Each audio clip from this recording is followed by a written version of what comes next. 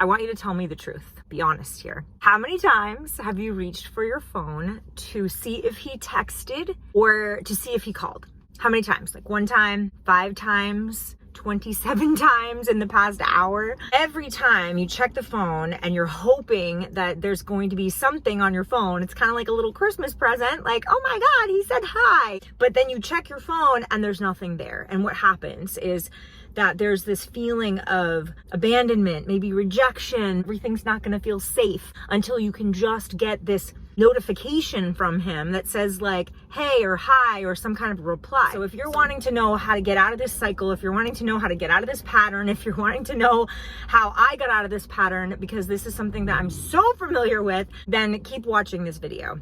So what is happening on a psychological, biological, and spiritual level? So what's actually happening biologically is an addiction. Now, you might not like that word. You might not like that because that comes with like, you know, a stigma attached to it. Like, oh gosh, I'm a drunk and I'm drinking. And addiction just means that there is a lack of connection of some sort. The opposite of addiction is connection. So when we're not feeling connected, when we're not feeling like we're connected to a higher power, to ourselves, to our needs, to our wants, to our desires, to peace, to calm, to love, then what's going to happen is the opposite, is addiction. And addiction is where we're not connected. Addicted is where we're striving, we're reaching, right? We're reaching for the bottle to see if we can find something in the bottle or in a drug or in gambling or something that's going to give us some sense of safety or calm or peace or a completeness. The thing about addictions is that the more that we reach for these things, the more that they go out of our reach and they just go further and further away, causing us to reach more. And then there's that cycle of addiction. So that's why you'll see that with alcoholics, with food addicts, with drug addicts, and I can say this for myself because I am a sober addict and I know a lot about addiction, being in recovery for the past 18 years, that addictions get worse and worse because it's the pain pleasure cycle. We feel like a pain, and so we reach for something looking for the pleasure, and that gives us maybe momentary pleasure, but it actually doesn't give us the complete pleasure that we're looking for, the satisfaction, the fulfillment. Therefore, we then keep grabbing for it and we keep reaching, and it just continues to move further and further away, which causes us to reach for it more, right? So every time we're reaching for our phone and we're looking for relief to see this text, and then maybe we do get the text, but then immediately we're like, yeah, but is he going to text me again? We are, in a sense, feeling pain, and we look to this person to give us the pleasure, but it never ends. On a psychological level, we have to pay attention to our mindset, because we have these core limiting beliefs. We all have them, and a lot of subconscious beliefs that are operating in the background that we may or may not even be aware of. And one of them might be that I'm not enough, or I'm not loved unless this guy actually texts me, or I'm not worthy, or I'm not worthy to be chosen, or I'm a nobody if I don't actually hear from this guy. So there's these deep, deep beliefs. And if he does not message me, if he leaves me, I'm not going to be okay. I need this man. Like, these are the psychological kind of things that are going on, these thoughts that are causing us to have emotions, which are causing us to take actions in our life. And those things become habit, and those things become ingrained. And then that thought that was in your mind of like, I need him to choose me, I need him to reach out to me, or else I'm not okay, that thought leads you to obsessively check your phone.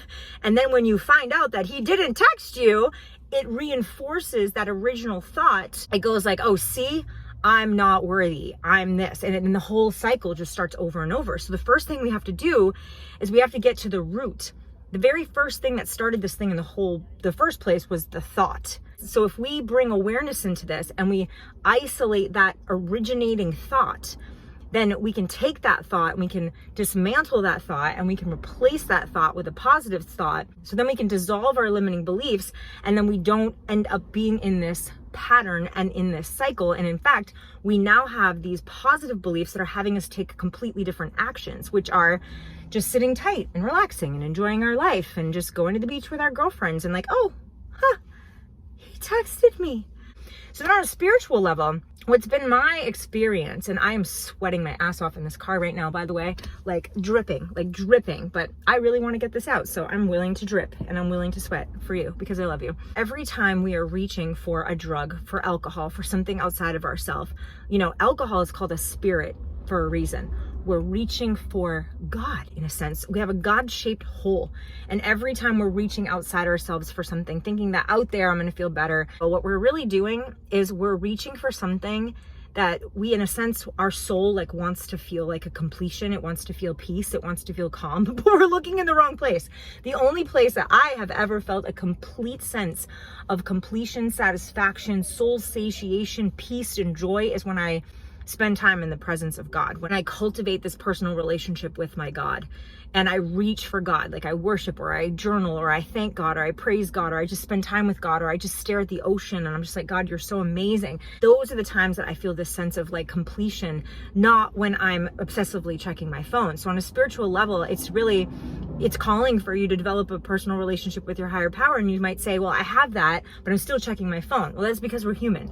And anything that draws us closer to God or anything that might be provoking us to develop even a stronger, more deeper relationship with God is amazing. So in conclusion, because it's freaking hot in my car and I got to go to my doctor appointment, if you are sick and tired of this cycle, this pattern, and you're just feeling like something needs to stop here and I really don't know how to do it, well, that's a really good place to get to, because I have been in recovery in 12-step programs for a very long time. And step number one can be the hardest step that anyone could ever get to. And that is to admit defeat, to admit that like, uncle, I can't do this. And there's no judgment. This doesn't mean you're not smart. Like I work with smart, driven, capable, unbelievably beautiful, charismatic, charming women. They are so smart. I'm super smart. But there are certain things that we just I don't know, I'm like powerless, and that's okay. Grace comes in, mercy comes in and says, honey, sweet honey child, it's okay. Let me carry that. Let me take that for you. You just rest in the arms of your God and just know that you're surrounded and you're taken care of. And let me take you on a journey of showing you who you really are, because sweet honey pie, baby girl, you just didn't know what you didn't know. You don't know how worthy you are. You don't know how amazing you are. And I'll speak for myself. I needed God to do this for me, to walk me through a divine process and journey and transformation that I wasn't in charge of, that God is in charge of, and brings me through this transformation where God is transforming me from the inside out, where I now think different things, I see differently, and it brings me to my knees and it brings me to tears, because it's something that like, it just can't be explained in words. And that's the process that I walk women through. It's not a cookie cutter process. It's not one size fits all. It's called a new path to love because it's completely different. It's imbued with God. But what I do is I help women through a process, but each woman is different. Each experience is different, right? But we bring in a higher power because there's nothing like a higher power. My abilities only go so far, but we need to bring in a higher power because a higher power knows you and knows me. Cool thing is that there's some magic that happens. You're not necessarily paying for my power to help you, to coach you, to transform you. I'm not doing the transformation. It's God doing it. But I should get paid for my time and my experience of having gone through the transformation, where I can hold the space for people to be able to also witness them and hold the space for them to be able to go through the same transformation, because I have been there. I've seen things, and I have the ability to be able to ask the questions and to hold your hand and to understand and to hold the space. Because I wish I could do everything for free, but I can't, because otherwise I wouldn't be able to pay my rent. I should probably get going because I have literally sweat like buckets right now. But thank you so much for being here in my hot car. And if you want to work together, then there are links in the description box below, and I'll see you in my next video. Bye.